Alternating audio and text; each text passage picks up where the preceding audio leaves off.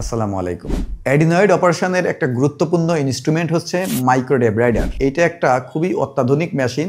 এই মেশিন দিয়ে আমরা যখন অপারেশন করি তখন আমরা মুখের ভিতর দিয়ে আমাদের মাইক্রোডেব্রাইডার মেশিন প্রবেশ করাই এবং নাকের ভিতর দিয়ে আমরা ক্যামেরা দিয়ে বড় মনিটরে দেখে অপারেশন করি। এই পদ্ধতির সবচাইতে গুরুত্বপূর্ণ সুবিধা হচ্ছে আমরা খুব দ্রুত অ্যাডিনয়েড অপারেশন করে ফেলতে পারি এবং এই পদ্ধতিতে পুরো অ্যাডিনয়েড, যেটা আপনার নাক, বাচ্চার নাক বা বড় মানুষেরও অনেক সময় অ্যাডিনয়েড হয়, নাক একেবারে বন্ধ করে দিয়েছে, ফলে আপনার বাচ্চা শ্বাস নিতে পারছে না, মুখ দিয়ে শ্বাস নিতে হচ্ছে অথবা নাক ডাকছে, আমরা এই কালপ্রিট এনলার্জড অ্যাডিনয়েডকে একদম ইন টোটো পরিপূর্ণভাবে নিয়ে আসতে পারি। ফলে এই মাইক্রোডেব্রাইডার ব্যবহার করলে আপনার অপারেশনের পরবর্তীতে আর এই রোগ হওয়ার কোনো চান্স নাই, রিকারেন্স রেট একেবারেই নাই, যেহেতু 100% আমরা টিস্যু নিয়ে নিয়েছি। অ্যাডিনয়েড, একটা জিনিস মনে রাখতে হবে, অ্যাডিনয়েড কিন্তু বিনাইন টিস্যু, এটা কোনো ক্যান্সার নয়। ফলে আমরা যদি একেবারে পরিপূর্ণ টিস্যু নিয়ে আসি তাহলে এটা আর কখনোই হবে না। কিন্তু এই পদ্ধতিতে একটা অসুবিধা আছে, সেটা হচ্ছে এই পদ্ধতিতে অপারেশন করলে অপারেশনের সময় কিছুটা ব্লিডিং হয়, কিছুটা রক্তপাত হয়। এই রক্তপাতও কিন্তু একেবারেই সামান্য, আপনার ছোট্ট এক কাপ,